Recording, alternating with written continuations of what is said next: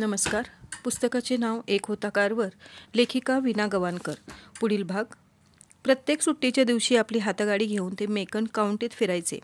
जत्रेच्या ठिकाणी जायचे, बाजाराचं ठिकाण गाठायचे, रस्त्याच्या कोपऱ्यावर केंद्र थाटून लोकांना आपलं म्हणणं समजावून द्यायचे. लोक नीट शांतपणे ऐकायचे. तर एखादा गोरा अहमन्य मोठा आलाय काळ्या आम्हाला शिकवायला म्हणून तोंडावर अवहेलनाही करायचा, पण असले उद्गार ते कानाड करायचे. सुरुवातीला त्या अडाणी शेतकऱ्यांना वाटायचं की हे प्राध्यापक महाशय शिकलेले, काहीतरी अवघड न कळेलसं बोलणार, खूप काय काय न समजेलसं सांगत बसणार. पण एकदा का त्यांनी प्राध्यापक कारवरांचं बोलणं ऐकलं की त्यांच्या मनातली अढी जाई. आपली हातगाडी उभी करायला प्राध्यापक कारवरांनी आणखी एक ठिकाण शोधलं होतं. एक गठ्ठा लोक हुकुमी भेटण्याचं ठिकाण, चर्च. आपल्या साथीदारांसह चर्चच्या दारात ते तयार असत. चर्च सुटलं की आतलं प्रवचन ऐकून बाहेर पडलेले लोक त्यांचं प्रबोधन ऐकायला गोळा होत. सामाजिक आणि आर्थिक समस्यांचं गांभीर्य न जाणणारे महाभाग, विशेषतः धर्मगुरू, या प्रबोधनावर उखडत. प्रभूंच्या विश्रांतीच्या दिवशी असले थेर त्यांना पसंत नसत. त्यांनी गोरे तर त्यांच्या या अशा सभा उधळायला टपलेले असत. आमच्या दयेवर जगलेले हे निगर इथे तरी नकोत. म्हणजे काय, तर आमच्यापेक्षा अधिक धान्य पिकवायला पाहणारे काळे नकोत. वास्तविक दक्षिणेत गरीब गोरा शेतकरी आणि निग्रो शेतकरी यांच्यात आर्थिकदृष्ट्या तफावत नव्हती. पण तरीही गुलामी नष्ट होण्यापूर्वी गुलाम म्हणून निग्रोंना खालच्या पातळीवर ठेवता येत होतं. आता मुक्ततेनंतर त्यांना बरोबरीने हक्क होते. त्यात आता या शेती सुधारणेने ते वरचढ होणार हे त्यांना कसं सहन व्हावं. पण सारेच असे खडूस नसत. काही समजूतदार गोरे शेतकरी धर्मगुरू या फिरत्या शाळेचा लाभ घेत, प्रात्यक्षिकं पाहत प्राध्यापक कारवर अशांशी दुजाभाव ठेवून कधीच वागले नाहीत. दक्षिणेत साऱ्यांच्याच समस्या सारख्याच होत्या. खाईतून साऱ्यांनाच वर काढायचं होतं. आहात तिथून पुढे चला, हा प्राध्यापक कारवरांचा सांगावा उभ्या दक्षिणेसाठीच होता. हळूहळू त्यांनी दक्षिणेतील लोकांच्या आहाराच्या सवयी बदलल्या. अडचणीच्या काळात वापरण्यासाठी मांस कसं टिकवावं, भाजीपाला उन्हात वाळवून सुकवून त्यांची बेगमी कशी करावी याची प्रात्यक्षिकं दिली. वैद्यकशास्त्राने जाहीरपणे सांगण्यापूर्वी कितीतरी आधीच त्यांनी लोकांना उपलब्ध कच्ची फळं खाऊन आहारातील अन्न घटकांची त्रुटी भरून काढण्यास शिकवलं. उत्तम बियाण्यांचा पुरवठा केला. उपजलेल्या धान्यांपासून पदार्थ बनविण्याच्या कृती शिकवल्या. लोणची मुरांबे घालण्याच्या क्रिया त्यांच्या दैनंदिन जीवनात समाविष्ट केल्या. पिकलेल्या फळांच्या रसांचा पोळ्या उन्हात वाळवून साठ करायला शिकवलं. अनेक वर्षांच्या परंपरेने लोकांच्या आहारविषयक सवयी ठरवून गेलेल्या असतात. त्यात बदल घडवून आणायचा असेल तर त्यांच्या जेवणात नवीन पदार्थ समाविष्ट करायचे असतील तर ते नवीन पदार्थ आकर्षक व चवदार असले पाहिजेत. त्या दृष्टीने नवीन पाककृती बनवून पाहायच्या, आहारदृष्ट्या त्यांची उपयुक्तता तपासायची, हा प्राध्यापक कारवरांचा नवा उद्योग होऊन बसला होता. युरोपीय पदार्थांच्या चवी घ्यायची संधी त्यांना कोण देणार. ते मात्र स्वतःच्या परीने नवनव्या पाककृती बनवून दक्षिणेच्या जेवणात विविधता आणत होते. त्यांचं प्रबोधन एवढ्यावरच थांबलं नाही.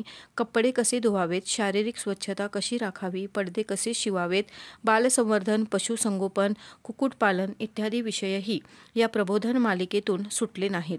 तसंच खोपटाच्या दाराला लाकडी ओंडक्याची एकच पायरी असण्यापेक्षा 3 पायऱ्या बसवणं सोयीचं कसं, शौचकूप कसा असावा, वनस्पतींच्या तंतूपासून घोंगड्या कशा विणाव्यात, मातीपासून रंग बनवून घरं कशी रंगवावीत इत्यादी अनेक कलाही खेड्यातून रुजवल्या. त्या अडाणी शेतकऱ्यांना उमजेल अशा सोप्या सरळ भाषेत त्यांनी पत्रकं काढली. शाळेच्या शेतकी विभागाकडून खेडोपाडी पोहोचवली. पत्रकांचे विषय विविध असायचे. उदाहरणार्थ, शेंगदाण्याची लागवड कशी करावी, त्यापासून तयार होऊन शकणारे 105 खाद्यपदार्थ, टोमॅटोंची लागवड कशी करावी, त्यापासून तयार होऊ शकणारे 115 खाद्यपदार्थ, शेतकरी त्यांची रताळी कशी वाचवू शकतील, वराहपालन, ॲलाबेमास, पशुपालन कसं फायदेशीर ठरेल, उन्हाळ्यात मांस खारवून कसं टिकवाल, आपल्या जमिनीचा कस वाढवून कसा टिकवाल इत्यादी. एवढंच नव्हे तर दररोज 5 सेंट्स वाचवले तर जमलेल्या पुंजीतून वर्षाअखेरीस 3 एकर जमीन विकत घेता येते. हेही त्यांनी आपल्या बांधवांना दाखवून दिलं. मग त्या गरीब शेतकऱ्यांची गाडगी मडकी रोज 5 सेंटची सुटी नाणी पोटात साठवू लागली. वर्षाअखेरीस जमीन खरेदीचे व्यवहार होऊ लागले. जमिनीवरची मालकी ही भावना गरीब शेतकऱ्यांना सुखवू लागली. आत्मसन्मान वाढला. जमीनदारांचं जोखड सैल करण्याचा हा मार्ग शेतकऱ्यांना पटला. आर्थिक स्थैर्याची शाश्वती नजरेच्या टप्प्यात येऊ लागले. प्राध्यापक कारवर ओळखून चुकले होते की जोपर्यंत दक्षिणेचा शेतकरी समृद्धीच्या पातळीवर पोहोचत नाही तोपर्यंत दक्षिणेच्या संस्कृतीला भवितव्य नाही. शेतकऱ्यांचं समृद्ध जीवन राष्ट्रविकास घडवत असतं. म्हणून शेतकऱ्यांचा सर्वांगीण विकास झाला पाहिजे.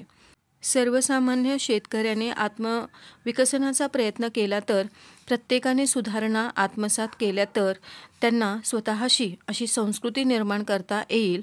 सर्वसामान्य शेतकऱ्याच्या समाजाच्या तळागाळातल्या या घटकाच्या गरजा ओळखून आपल्या संशोधनाला प्राध्यापक कारवरनी एक विशिष्ट दिशा दिली. आपल्या कार्याचा वेग वाढता ठेवला. प्राध्यापक कारवरांच्या मोहक साधेपणाने, घरगुती वागण्याने दक्षिणेच्या शेतकऱ्याला ते आता परके वाटत नसत. शेतकरी वर्ग त्यांचा चाहता बनला. एवढ्या मोठ्या प्राध्यापकाचं, कृषीतज्ञाचं बोलणं, वागणं किती साधं आणि सहज असतं याचंच साऱ्यांना अप्रूप वाटे. हे फिरतं प्रदर्शन गावोगावी जाई. हातगाडीवर वस्तू मांडणं, पुन्हा खोक्यात भरणं इत्यादी सारी कामं ते जातीने करत. कोणी खोडसाळपणे एखादी वस्तू पळवू नये वा तिचा गैरवापर करू नये म्हणून ते जागरूक असत. शिवाय या खबरदारीमागे आणखीही एक कारण होतं. ते स्वतः टस्केगी संस्थेचे प्रतिनिधी म्हणून वावरत. त्यामुळे प्रदर्शनावर वैयक्तिक मालकी न दाखवता संस्थेचं कार्य म्हणून ते प्रदर्शनाची देखभाल करत. ज्यांना त्यांच्या कृषी उत्पादनाविषयी उत्सुकता असे ते आपला जुना रिवाज मोडून प्राध्यापक कारवरांना आमंत्रित. याचा परिणाम म्हणजे निगरूंच्या सावलीलाही मज्जाव करणाऱ्या ठिकाणी त्यांचा शिरकाव झाला. या फिरत्या शाळेच्या धाकाधाकीत हातभार लावणारा एक चांगला विद्यार्थी हाताखाली तयार झाला.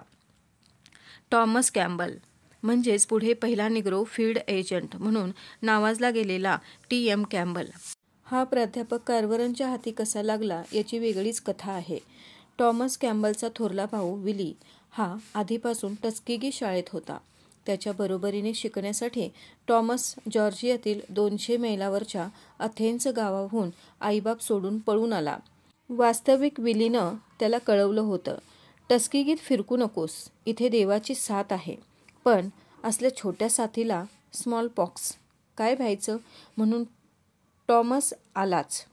तो आला तेव्हा देवीने पछाडलेला विली शेवटच्या घटका मोजत होता. शेवटी तरी भेट झाली. विली म्हणाला, माझं इथेच दफन कर. तू आता इथेच राहा आणि जे काही करायचं तू ठरवशील त्यात दुसरा कोणी वरचढ होऊ शकणार नाही इतकं यश मिळव. भावाच्या मृत्यूनं हळवा व्यथित झालेला टॉमस सुकाणू नसल्यागत भटकताना प्राध्यापक कारवरांच्या नजरेस पडला. त्यांनी हळुवारपणे त्याची हकीकत समजून घेतली. विचारलं, तुला शेती करायला आवडेल का? शेतीचं तर कसली. यापूर्वी याचा भाऊ विली इथे शिकत होता तसं काही केशकर्तन किंवा लोहारकाम, सुतारकाम असं काही शिकावं असं त्याच्या मनानं घेतलं होतं. प्रथम दर्शनीच हा गंभीर आणि दणदणीत तब्येतीचा मुलगा प्राध्यापक कारवरांच्या मनात भरला होता. त्यांनी फिरून विचारलं, बरं तर मग तुला कृषी विद्या शिकायला आवडेल? बापरे, बरीच अवघड विद्या दिसते. नाव चटकन उच्चारता येत नाही. कसली का असेना, शेती करण्यापेक्षा बरी. टॉमसने विचार केला आणि म्हणाला, हो, मला असंच काही वेगळं शिकायचंय, कृषीविद्या. आणि त्याला या होकाराचा पुढे कधीच पश्चाताप वाटला नाही. प्राध्यापक कारवरांच्या हाताखाली शेती शिकणं हे नेहमीच्या शेतावरच्या हमालीपेक्षा खूपच वेगळं होतं. कसं आणि काय याबरोबरच का विचारणारा हा विद्यार्थी फिरत्या शाळेच्या कार्यात प्राध्यापक कारवरांना खूप उपयोगी पडला. सडसडीत बांध्याचे कारवर आणि दणकट टॉमस या जोडीला न ओळखणारा त्या परिसरात सापडणं कठीण होतं. कारण तिथे खटारासुद्धा जाऊ शकत नसे. अशा आडगावातही आपलं सामान खेचरावर दाटून डोंगर टेकड्या ओलांडून हे दोघे पोहोचत. प्राध्यापक कारवरांच्या भगीरथ प्रयत्नाने दक्षिणी शेतकऱ्यांच्या अंगणात गंगा उतरली. ज्ञानाची गंगा, समृद्धीची गंगा. त्यांच्या या दौऱ्यांनी अमेरिकेच्या दक्षिणी प्रदेशांचा संपूर्ण कायापालट झाला. त्यांचं जीवनमान उंचावलं. प्राध्यापक कार्वर यांच्या फिरत्या कृषी विद्यालयाने दक्षिणेच्या जीवनात अभूतपूर्व क्रांती केली. दक्षिणेची मान उंचावली. डॉक्टर वॉशिंग्टननी आपल्या सहकाऱ्यांच्या कामगिरीचं अभिनंदन केलं. इतर देशातही त्यांच्या या कार्यक्रमाचे पडसाद उमटले. रशिया, पोलंड, चीन, जपान, हिंदुस्थान, आफ्रिका या देशातून लोक त्यांच्या फिरत्या कृषी विद्यालयाची माहिती घेण्याकरता येऊ लागले. स्वतःच्या देशाच्या संदर्भात या उपक्रमाचा उहापोह करू लागले. ठिकठिकाणाहून त्यांना व्याख्यानासाठी बोलावणी येऊ लागली.